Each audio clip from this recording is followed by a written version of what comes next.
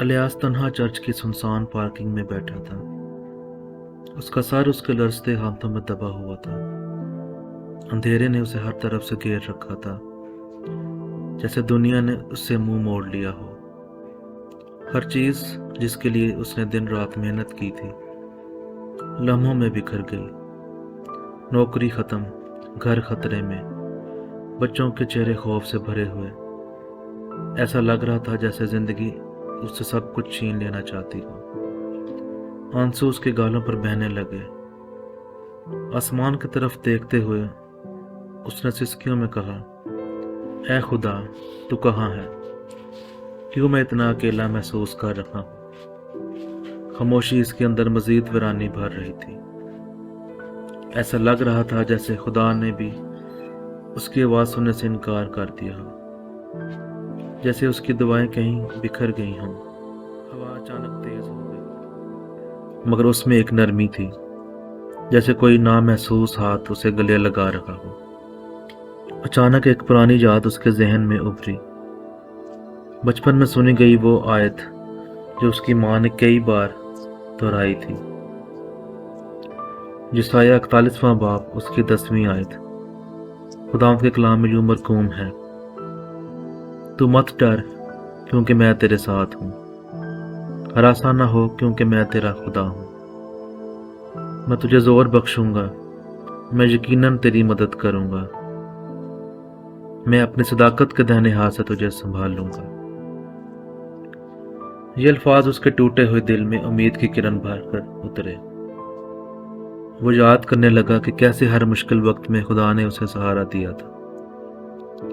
جب وہ بچپن میں بیمار تھا اور اس کی ماں نے راتوں کو جاگ کر اس کی دیکھ بھال کی، جب نوجوانی میں سب نے اس کا مذاق بنایا، مگر خدا نے اسے آگے بڑھنے کی طاقت دی۔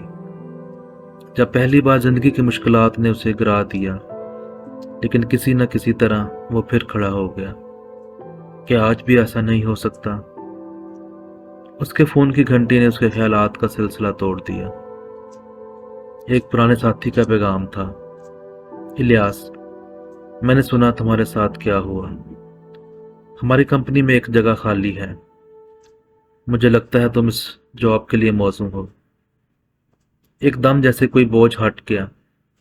کیا یہ محض اتفاق تھا؟ نہیں، یہ خدا تھا، خدا کا ہاتھ، یہ تو خدا کی محبت ہے۔ خدا نے مجھ پر ترس کھا لیا۔ الیاس کی آنکھوں سے آنسو بہنے لگے، مگر اس بار وہ آنسو مایوسی کے نہیں بلکہ شکر کے تھے۔ وہ جان گیا تھا کہ وہ کبھی اکیلا نہیں تھا، کبھی بھی نہیں۔ وہ کھڑا ہوا، آسمان کی طرف دیکھا، اور ایک مسکراہٹ اس کے چہرے پر پھیل گئی۔ ستارے اب پہلے جیسے سرد اور دور نہیں لگ رہے تھے۔ خدا اس لمحے میں بھی اسے تھامے ہوئے تھا۔ اب اسے کسی قسم کا ڈر نہ تھا۔ اس نے اپنے خوف پر قابو پا لیا، کیونکہ خدا نے پہلے ہی وعدہ کر لیا تھا، میں تیری مدد کروں گا، تو مت ڈر کیونکہ میں تیرے ساتھ ہوں، ہراساں نہ ہو کیونکہ میں تیرا خدا ہوں۔ میں تجھے زور بخشوں گا، میں یقیناً تیری مدد کروں گا، میں اپنی صداقت کے دہنے ہاتھ سے تجھے سنبھال لوں گا۔